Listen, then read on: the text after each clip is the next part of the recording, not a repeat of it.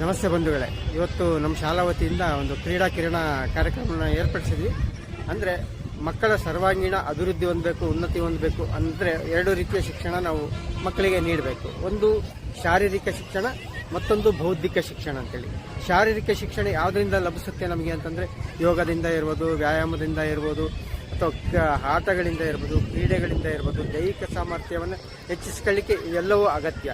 ಯಾವಾಗ ದೈಹಿಕ ಸಾಮರ್ಥ್ಯ ಹೆಚ್ಚುತ್ತೋ ಅವಾಗ ಬೌದ್ಧಿಕ ಸಾಮರ್ಥ್ಯನೇ ಹೆಚ್ಚುತ್ತೆ. ಈ ಕಾರಣಕ್ಕಾಗಿ ಒಂದು ಕ್ರೀಡಾ ಸ್ಪರ್ಧೆಯನ್ನು ನಾವು ಇಲ್ಲಿ ಏರ್ಪಡಿಸಿದ್ವಿ. ಅಂದರೆ ಕ್ರೀಡೆ ಅಂದರೆ ಇದೊಂದು ಸ್ಪರ್ಧೆ ಅಲ್ಲ ಅಂತೇಳಿ. ಇದೇನೆಂದರೆ ಕ್ರೀಡೆ ಅನ್ನುವಂಥದ್ದು ಒಂದು ದೈಹಿಕ ಸಾಮರ್ಥ್ಯವನ್ನು ಹೆಚ್ಚಿಸ್ಕೊಳ್ಳಿಕ್ಕೆ ಒಂದು ಕ್ರೀಡೆ ಆಡುವಂಥದ್ದು, ಮತ್ತು ಒಂದು ಸಾಮರಸ್ಯ ಮೂಡಬೇಕಂತ ವ್ಯಕ್ತಿಯಿಂದ ವ್ಯಕ್ತಿಗೆ, ತಾಲೂಕಿಂದ ತಾಲೂಕಿಗೆ, ಜಿಲ್ಲೆಯಿಂದ ಜಿಲ್ಲೆಗೆ, ರಾಜ್ಯದಿಂದ ರಾಜ್ಯಕ್ಕೆ ಮತ್ತು ರಾಷ್ಟ್ರದಿಂದ ಮತ್ತೊಂದು ರಾಷ್ಟ್ರಕ್ಕೆ ಸಾಮರಸ್ಯವನ್ನು ಬೆಳೆಸ್ಕೊಳ್ಳಲಿಕ್ಕಾಗಿ ಈ ಕ್ರೀಡೆ ಇರೋಂಥದ್ದು. ಯಾರನ್ನೇ ಸೋಲಿಸಬೇಕು, ಇಲ್ಲ ಗೆಲ್ಲಬೇಕು, ಇಲ್ಲ ಒಂದು ನಾನು ಬಹುಮಾನ ಪಡಿಬೇಕು ಅನ್ನೋ ಸಲುವಾಗಿ ಈ ಕ್ರೀಡೆ ಇಲ್ಲ. ಕ್ರೀಡೆ ಇರೋಂಥ ಮೂಲ ಉದ್ದೇಶ ಒಂದು ದೈಹಿಕ ಸಾಮರ್ಥ್ಯವನ್ನು ಹೆಚ್ಚಿಸ್ಕೋಬೇಕು ಮತ್ತು ಇಡೀ ವಿಶ್ವದಲ್ಲಿ ಒಂದು ಸಾಮರಸ್ಯ ಮೂಡಬೇಕು ಅನ್ನೋ ಕಾರಣಕ್ಕಾಗಿಯೇ ಈ ಒಂದು ಕ್ರೀಡೆ ಇರೋಂಥದ್ದು. ಒಂದು ಲೋಕಲಿಂದ ಹಿಡಿದು ಗ್ಲೋಬಲ್ವರೆಗೂ ಕೂಡ ಕ್ರೀಡೆಗಳು ನಡೀತಾನೇ ಇರುತ್ತೆ. ಈ ಕ್ರೀಡೆ ನಡೆಯೋ ಕಾರಣಕ್ಕೆ ಒಂದು ಸಾಮರಸ್ಯ ಮೂಡಲಿ ಅನ್ನೋ ಕಾರಣಕ್ಕಾಗಿ ಈ ಕ್ರೀಡೆ ಇರೋಂಥದ್ದು. ಈ ಕ್ರೀಡೆ ಒಂದು ಮಕ್ಕಳಲ್ಲಿ ಕೂಡ ಒಂದು ಒಳ್ಳೆಯ ಸಾಮರಸ್ಯ ಮೂಡಲಿ ಅನ್ನೋ ಕಾರಣಕ್ಕೆ ಈ ಒಂದು ನಮ್ಮ ಶಾಲೆಯಿಂದ ಕೂಡ ಒಂದು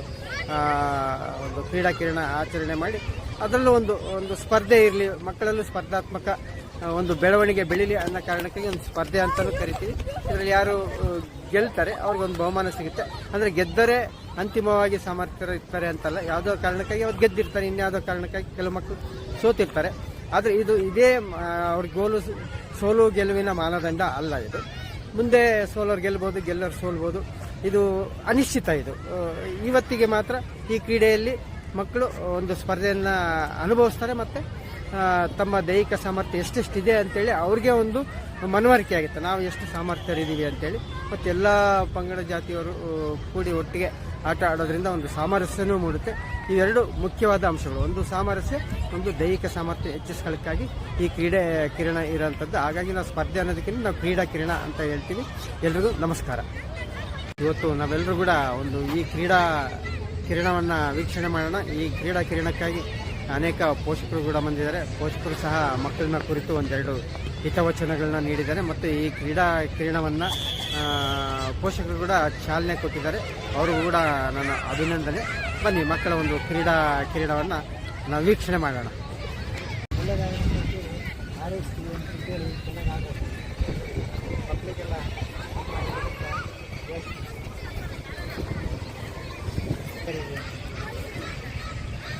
ಎಲ್ಲರೂ ಚೆನ್ನಾಗಿ ಆಟ ಆಡೋದು, ಓದೋದು ಚೆನ್ನಾಗಿ, ಮತ್ತು ಸ್ಪೋರ್ಟ್ಸ್ನಲ್ಲಿ ಮುಂದೆ ಬರೋದು, ಆಟ ಆಡೋದಾಗೆಲ್ಲ ಇದ್ರೇ ಚೆನ್ನಾಗಿ.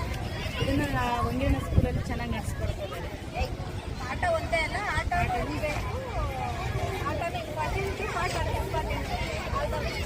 ಎಲ್ಲ ಚೆನ್ನಾಗಿ. All the best children.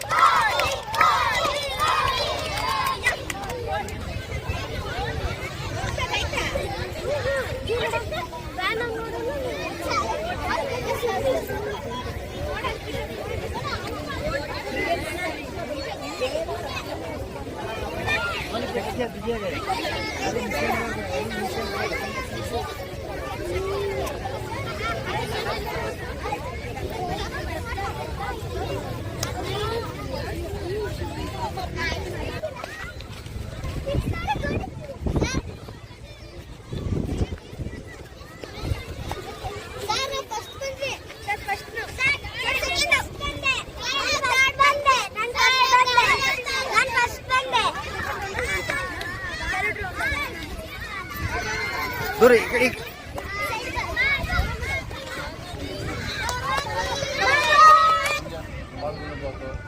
ಮುಂದೆ ನೀವು ಒಳ್ಳೆ ಹೆಸರು ಮಾಡಬೇಕು. ಸ್ಕೂಲ್ಗೆಲ್ಲ ಒಳ್ಳೆ ಹೆಸರು ಊಟ ಮಾಡಬೇಕು. ಮಕ್ಕಳಿಗೆಲ್ಲ ಒಳ್ಳೆ ಹೆಸರು ಊಟ ಮಾಡಿ ಚೆನ್ನಾಗಿ ಆಡ್ರಿ.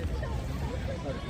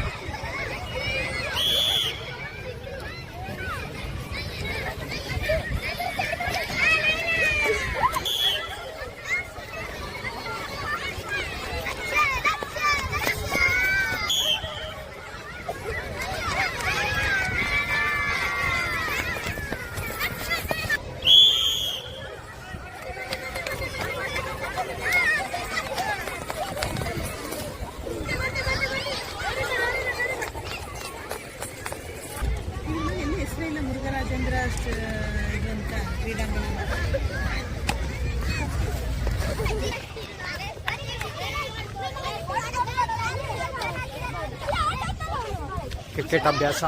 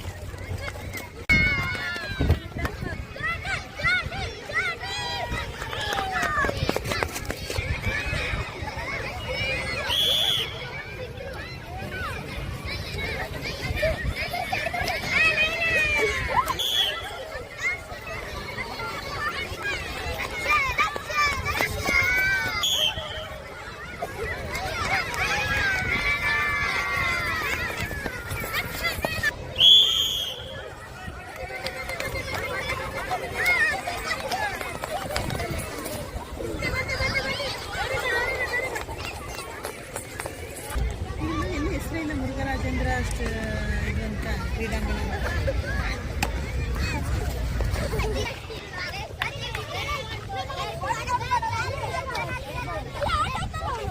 ಕ್ರಿಕೆಟ್ ಅಭ್ಯಾಸ.